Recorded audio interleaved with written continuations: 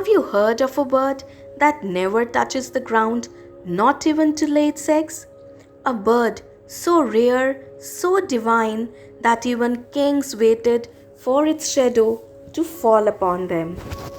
This is the story of Guru Gobind Singh Ji, Narad Muni, the significance of human birth, five feathers, and the Huma bird.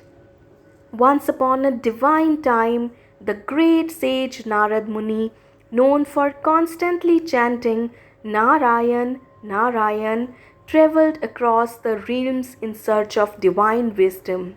Though Narad was deeply devoted to Lord Vishnu, his heart still carried a curiosity: who is the highest teacher in the age of Kali Yuga? Who holds the ultimate wisdom and power to uplift the soul from this world of illusion? One such day, Narad Muni Ji, the divine sage and messenger of the gods, descended from the heavens to meet Guru Gobind Singh Ji, known in ancient times as a knower of all paths, Bhakti Yoga, Janana Yoga, and Karma Yoga. Narad Muni had never before seen a master who combined spiritual depth, poetic beauty, royal grace, and warrior power in one form. With reverence and longing in his heart, Narad Muni descended to earth and arrived at Anandpur Sahib, where Guru Gobind Singh Ji was staying. Upon meeting, Narad bowed with folded hands and said, "O Guru of Light, I am Narad, son of Brahma.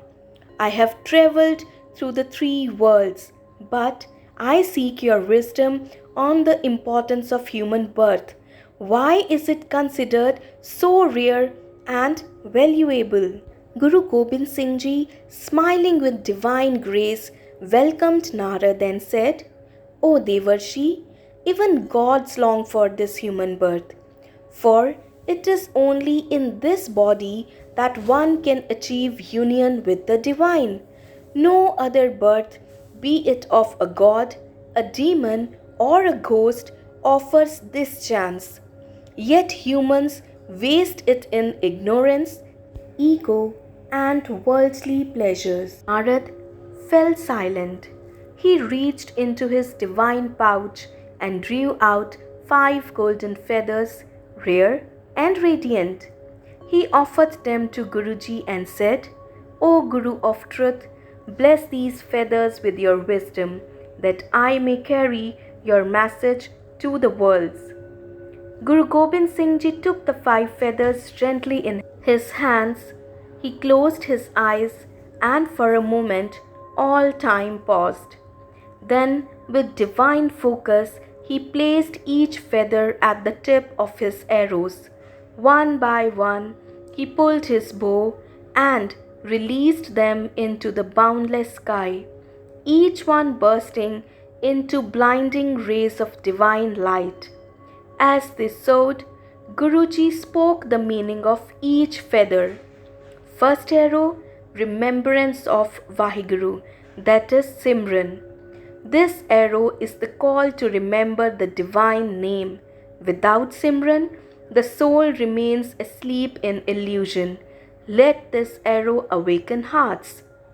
Second arrow, selfless service, that is Seva. This one pierces ego. Through Seva, one becomes humble, pure, and connected to all creation. Service is the highest meditation. Third arrow, holy company, that is Sangat. This arrow falls where saints gather. The company of the pure transforms the mind, like iron turned to gold. Sangat is the womb of rebirth. Fourth arrow, sword and scripture, that is Shastra and Shastra. This arrow strikes falsehood. A true warrior holds the pen and the sword in balance. Wisdom and courage must walk together. Fifth arrow, sacrifice, that is tyag. The final arrow is the highest. Sacrifice is the mark of love for dharma, for others, for truth. My own sons gave their heads, not their sikhi. As the final arrow disappeared into the sky, a divine wind blew. Even the stars above shimmered in reverence. Guru Sahib finally turned to the Sangat and to Naradji, saying, "These feathers are like divine intentions, like prayers fired with love. When something is offered with purity, it does not return. It goes to fulfill its divine purpose." At that very moment, from the radiant heavens, a majestic bird soared across the sky, its wings spread like clouds, its body glowing with celestial lights. It was the Huma. Narad gazed in awe. Guruji said, "O Narad, that is the Huma, a bird that never touches the ground. It soars endlessly. Where its shadow falls, destiny changes. Kings are born. But hear me well, human birth is rarer than the Huma's shadow." He added, "You waited, that is your Shraddha. You did not ask, that is your Sahaj. You stood firm, that is your Tyag." This is why Khalsa is timeless, Akal Purakh di Fauj. I did not send arrows to create kings of land. I sent them to awaken sovereigns of the soul. My Khalsa is like the Huma, never falling to greed, flying above attachment, fearless in dharma. Narad, with tears in his eyes and divine feathers in his heart, bowed once more. "O Guru of Light, I came seeking for answers. You gave me wings. I will fly to the heavens, to earth, to every heart, with your arrows of truth." Guruji blessed him and said, "Let all know human birth is the rarest blessing. Don't live crawling like worms when you were born to fly. Rise, remember, serve, stand and sacrifice. Be like the Huma and touch the sky."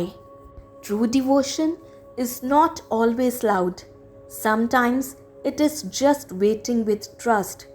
Be like the feather, light in ego, strong in purpose. Be like the Huma, rise before the world pulls you down. Be like the Khalsa, follow the Guru's arrow even if you can't see where it lands. Vaheguru Ji da Khalsa, Vaheguru Ji di Fateh.